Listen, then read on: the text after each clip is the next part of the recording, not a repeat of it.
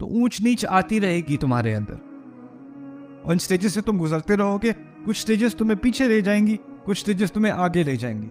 جیسے صحابہ ہیں، بدر میں آگے نکل گئے، احد میں پیچھے آ گئے.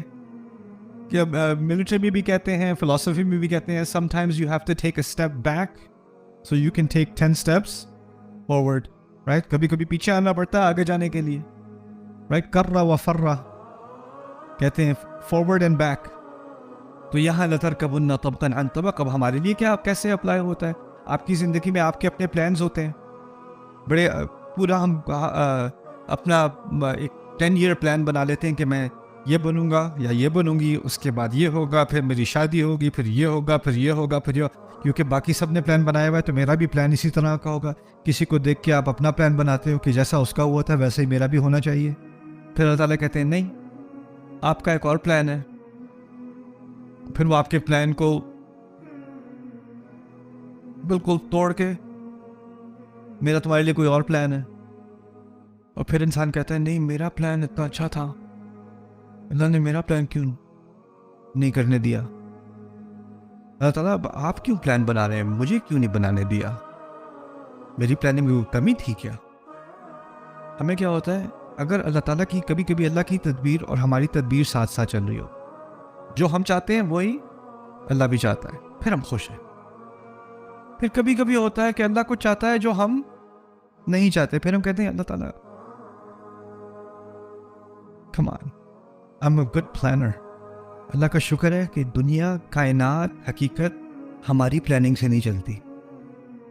ہماری پلاننگ سے چل رہی ہوتی نا، ہم کب کی انسانیت ختم ہو چکی ہوتی.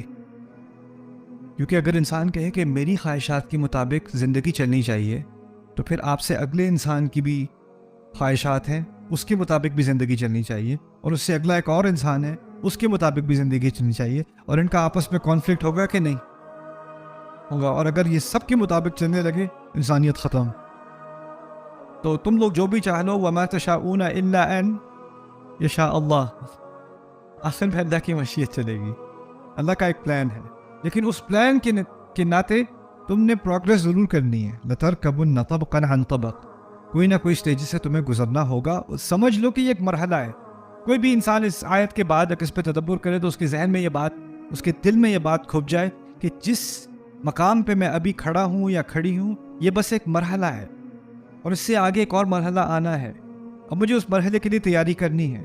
یا اگر اللہ نے کوئی نیا چیلنج دے دیا، کسی نئی مشکل میں ڈال دیا، یا کوئی نیا موقع میرے سامنے رکھ دیا، تو یہ ایک نیا مرحلہ شروع ہونے والا ہے.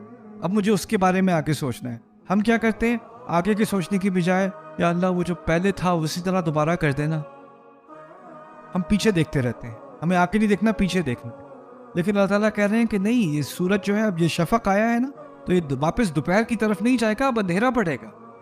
اور اندھیرا آئے گا تو پھر ایک نئی روشنی آئے گی، باریک سی، اور باریک سی روشنی کے بعد تھوڑے تھوڑے روشنی میں اضافہ ہوگا. آخر کار آ کے وہ پھر پوری روشنی پوری ہو جائے گی، پھر وہ بھی غائب ہو جائے گی، پھر ایک نیا پروسیس شروع ہوگا. تو اسی لیے ہمیں بھی اپنی زندگی میں ایک چیز ایکسیپٹ کر لینی چاہیے، قبول کر لینی چاہیے کہ ہم ایک ہی طرح، ایک ہی مقام پر، ایک ہی صورتحال میں نہیں رہ سکتے. ہمیں مراحل سے گزرنا ہوگا. لَتَرْكَبُنَّ طَبْقًا عَن طَبَقٍ.